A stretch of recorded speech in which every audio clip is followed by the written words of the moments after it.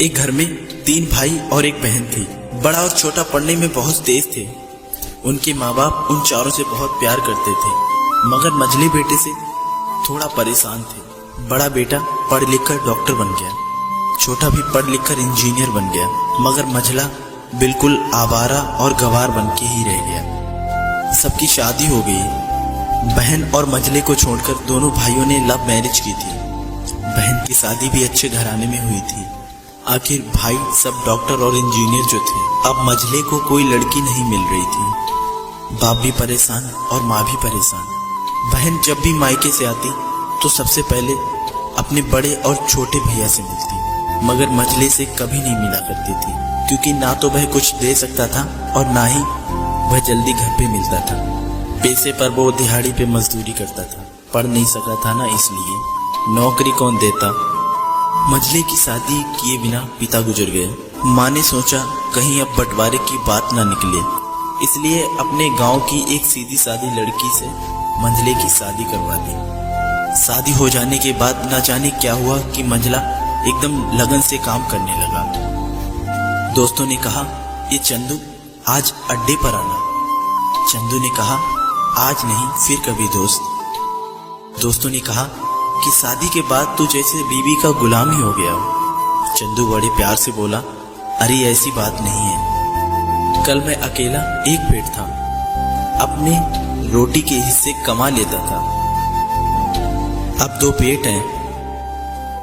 घर वाले नालायक कहते थे तो चलता था, मगर मेरी बीवी मुझे नालायक कहे तो मेरी मर्दानगी पर एक भद्दी कालिक है। एक पत्नी के लिए उसका पति घमंड और एक उम्मीद होता है। उसके घर वालों ने भी तो मुझ पर भरोसा करके ही अपनी बेटी दी होगी, फिर उनका भरोसा कैसे तोड़ सकता हूँ। कॉलेज में नौकरी की डिग्री मिलती है और ऐसे संस्कार सिर्फ माँ बाप से मिलते हैं। इधर घर पर छोटा और बड़ा भाई और उनकी पत्नियां मिलकर फैसला करती हैं कि जायदाद का बंटवारा हो जाए, क्योंकि हम दोनों लाखों के बराबर कमाते हैं, लेकिन मंझला ना के बराबर कमाता है। ऐसा नहीं होगा। माँ के लाख मना करने के बाद बंटवारे की तारीख तय होती है। बहन भी आ जाती है, लेकिन चंदू है कि काम पे निकलने के लिए ही बाहर आता है। उसके दोनों भाई उसको पकड़कर भीतर लाकर बोलते हैं कि आज तो रुक जा, बंटवारा कर ही लेते हैं। वकील कहता है ऐसा नहीं होता है, साइन करना होता है। फिर चंदू अपने भाइयों से कहता है, तुम लोग बंटवारा करो, जो मेरे हिस्से में हो वो मुझे दे देना, मैं शाम को आकर अपना बड़ा सा अंगूठा चिपका दूंगा पेपर पे। बहन कहती है, अरे बेवकूफ, तू गवार का गवार ही रहेगा, तेरी किस्मत इतनी अच्छी है कि तुझे इतने अच्छे भैया और भाभी मिले। फिर माँ भी बोली कि अरे चंदू आज रुक जा। बंटवारे में 10 बीघा जमीन में दोनों भाई 5-5 बीघा जमीन रख लेते हैं और चंदू को पुश्तैनी घर दे देते हैं। फिर चंदू चिल्लाता है, अरे हमारी छुटकी का हिस्सा कौन सा है। फिर दोनों भाई हंसकर बोलते हैं, अरे मूर्ख, बंटवारा भाइयों में होता है, बहनों के हिस्सों में तो सिर्फ उनका मायका ही है। फिर चंदू बोलता है, शायद पढ़ा लिखा ना होना भी एक मूर्खता है। आप दोनों ऐसा करो, मेरे हिस्से की वसीयत मेरी बहन छुटकी के नाम कर दो। फिर दोनों भाई चकित होकर बोलते हैं, फिर तू? चंदू माँ की ओर देखकर मुस्कुराकर बोलता है, मेरे हिस्से में माँ है। फिर अपनी बीवी की ओर देखकर मुस्कुराकर बोलता है, क्या मैंने गलत कहा?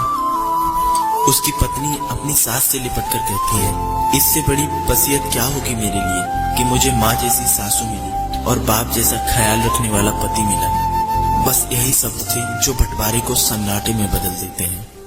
बहन दौड़कर रोकर अपने गंवार भैया के गले से लगती है और कहती है, मुझे माफ कर दे भैया, क्योंकि मैं समझ ना सकी आपको।